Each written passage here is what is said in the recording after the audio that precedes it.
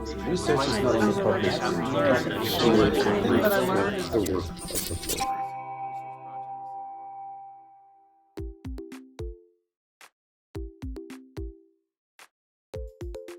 The biggest thing that I learned is that research on religion never ends with religion. It always ends with some other field that religion affects.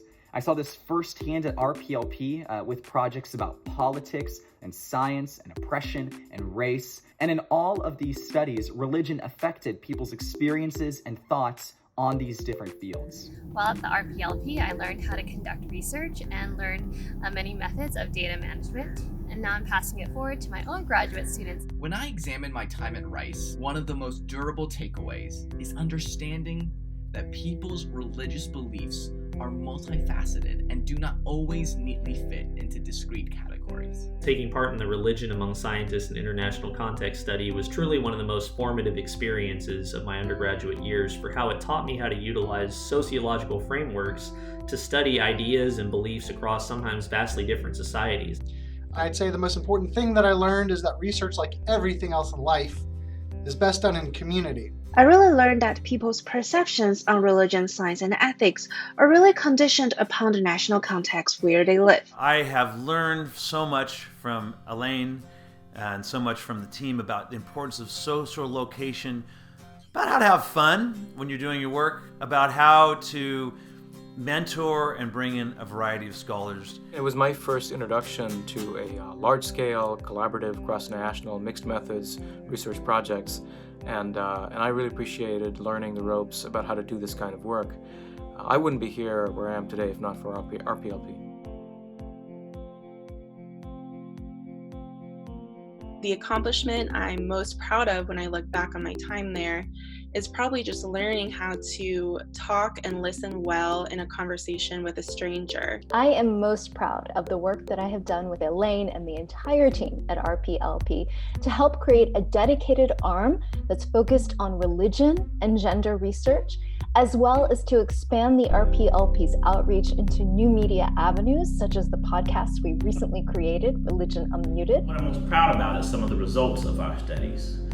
Through studies like Religious Understandings of Science and Religion, Inequality, Science, and Education, we've been able to publish novel work, especially on Black Protestants and how they work in the U.S. today. I was excited to work on research that helps to break down the stereotypes that so often divide religious and scientific communities. My biggest accomplishment is really the relationships I was able to build as a result of RPLP. I consider members of that team some of my greatest mentors, and I'm so grateful for them. When I think back to my time at RPLP, one thing that stands out was my opportunity to interview some incredible people.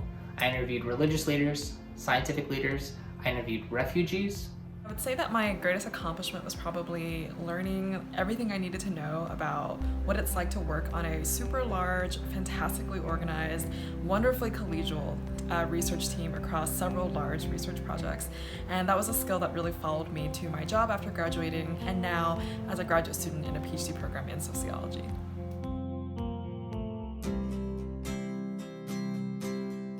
The program first put its stake in the ground with what scientists believe around the world, and that has drawn local, national, and international attention and respect. What fascinates me about the Religion and Public Life program is the academic research.